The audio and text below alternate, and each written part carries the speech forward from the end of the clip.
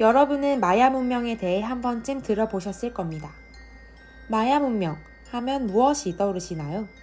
지구의 종말을 예언하고 마야력을 만들어 1년을 365일로 계산했지만 어느 날 갑자기 사라진 신비한 문명이 떠오를 수 있습니다. 우리가 알고 있는 몇몇 사실들은 당시 마야인들이 돌에 새긴 글이나 부조를 통해서 비교적 최근에 알려지게 된 것인데요. 오늘은 우리가 아는 신통방통한 마야인들의 기록이 아닌 조금은 다른 당시 마야 왕실의 모습을 살펴보려고 합니다. 똑똑한 마야인들의 왕실은 어떤 모습이었을까요? 지적이면서도 화려한 모습을 하고 있을까요? 모두 이 유물에 주목해주세요. 사치스러운 머리 장식과 눈부신 차림새를 한 두 사람이 보입니다. 왼쪽에 있는 사람은 횃불을 들고 있고 오른쪽의 사람은 무릎을 꿇은 채 앉아 있습니다.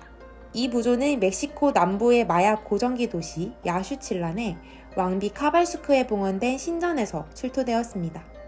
이로 보아 이 부조는 왕과 왕비의 모습인 것이고 왼쪽은 당시 왕이 수호자 제규어, 오른쪽은 왕비 카발수크입니다. 하지만 조금 자세히 보면 왕비는 왕 앞에서 무릎을 꿇고 앉아 혀를 뚫고 지나가는 밧줄을 잡아당기고 있고 밧줄에 박혀있는 커다란 가시들이 왕비의 살을 뚫고 들어가 찢고 있습니다. 섬뜩하기도 하고 무엇보다 충격적입니다. 처음 봤을 때 여성이 학대당하는 모습처럼 보이기도 합니다. 왜 왕비는 우리가 보기에 다소 충격적이고 잔혹한 행동을 하고 있는 걸까요? 한편으로는 중국의 전족이 생각나기도 하는데요. 전족은 아름다움을 위해서 여성들의 발을 억지로 묶어 작게 한 것으로 실제로 이 때문에 양귀비의 발은 10cm였다고 합니다. 미를 위한 문화라는 이름으로 행해진 악습 중 하나였던 것이죠. 마야의 이 장면 동안 그런 악습 중 하나였을까요?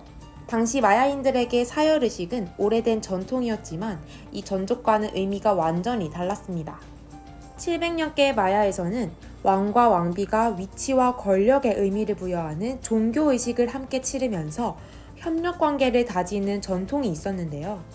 이들은 피를 제물로 바치기 위함이 아니라 종교의식으로서 초월적인 체험을 하기 위해 스스로 고통을 가했습니다.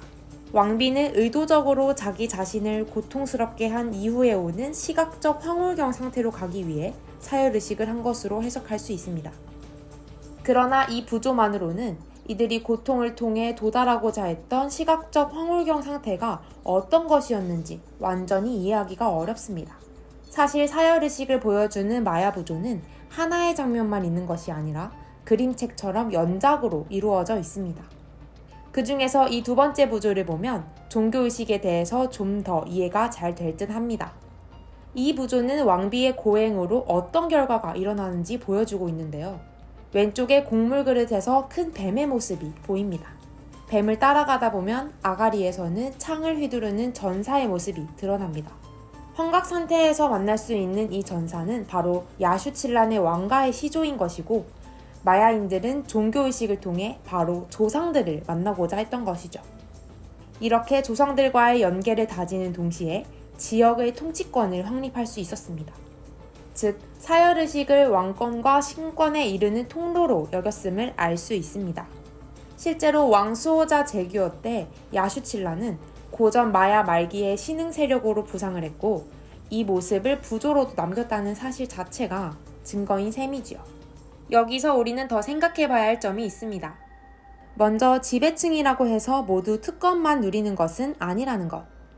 그들은 모두가 부러워하는 지위와 부를 누렸겠지만 정치적, 종교적인 책임과 의무 또한 있었습니다.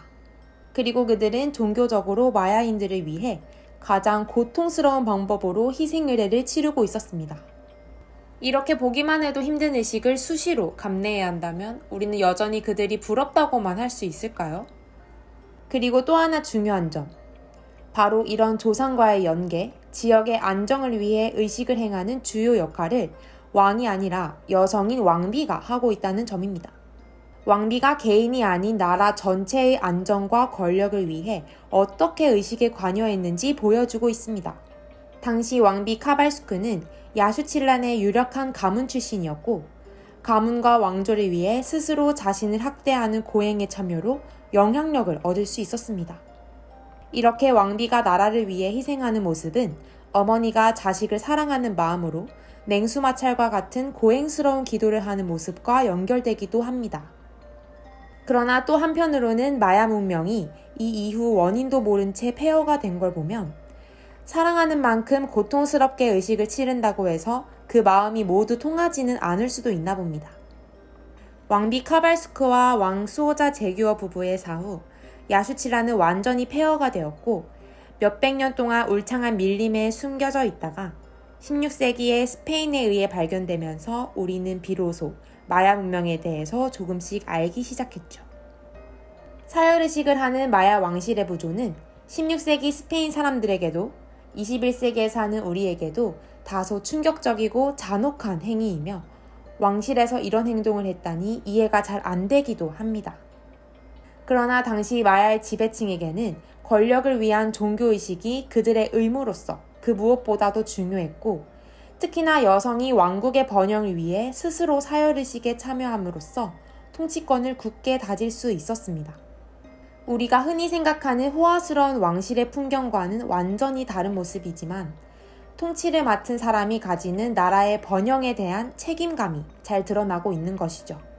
이렇게 알고서 부조를 다시 보니 나라를 위한 희생, 사랑하는 마음도 담겨 있지만 그럼에도 불구하고 폐허가 되어 세상에 드러나지 못한 마야인의 슬픔 또한 공존하고 있는 듯 합니다. 여러분은 이제 이 부조를 보면 어떤 생각이 드시나요? 이상 사열의식을 하는 마야 왕실의 부조였습니다.